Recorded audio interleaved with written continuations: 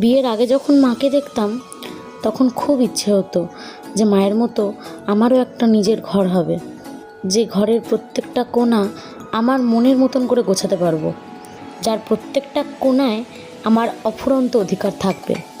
আমার মা ছোটোবেলায় মামার বাড়ি থেকে ব্যাক করলেই বিছানায় শুয়েই বলতো, নিজের বাড়ি বাবা, নিজের বাড়ি।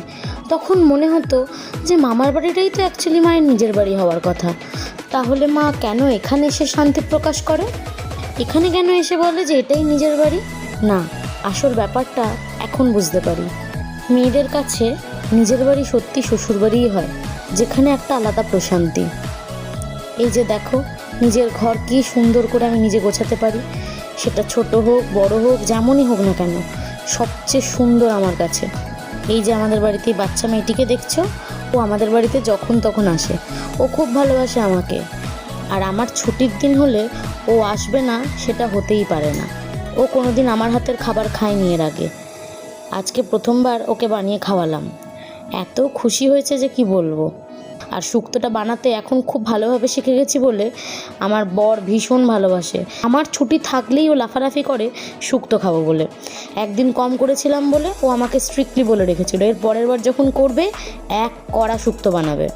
আর আমাদের ফেভারিট লাউ শাক পোস্ত, এটা যেমনি আমি ভালোবাসি সেমনি আমার শাশুড়ি। এখন মা আমাকে জিজ্ঞাসা করে মাঝে মাঝে যে হ্যাঁ রে, কীভাবে এত কাজ শিখলি? আর আমি উত্তরে বলি, মা আমি যে কটা কাজ জেনেছি বা করি প্রত্যেকটা ভীষণ ভালোবেসে, একদম মন থেকে। আমার একটুও কষ্ট হয় না, কি জানি কেন। আর যদি প্রসঙ্গ ওঠে কাজ শেখার কথায়, আমার যতদূর মনে হয় মেয়েদের শেখাতে লাগে না। ভালোবেসে কোনো কাজ মেয়েরা যদি করে অটোমেটিক্যালি সেটা হয়ে যায়। আজ ফাঁকা পেয়েছি বলে শুধু যে ঘর সাজিয়েছি তা কিন্তু নয়, আমি আমার ঠাকুরকেও সাজিয়েছি। তাদের জন্য নতুন নতুন রং বেরঙের শাড়ি আমাকে দেবদেবীর সাজসজ্জা থেকে পাঠিয়েছিল।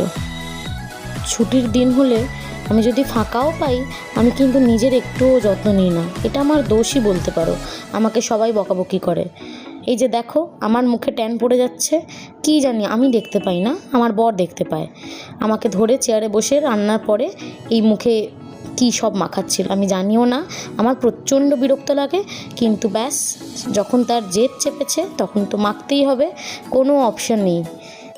আর ছুটির দিন হলে আমাদের দুজনের একটা খুব প্রিয় জায়গা আছে।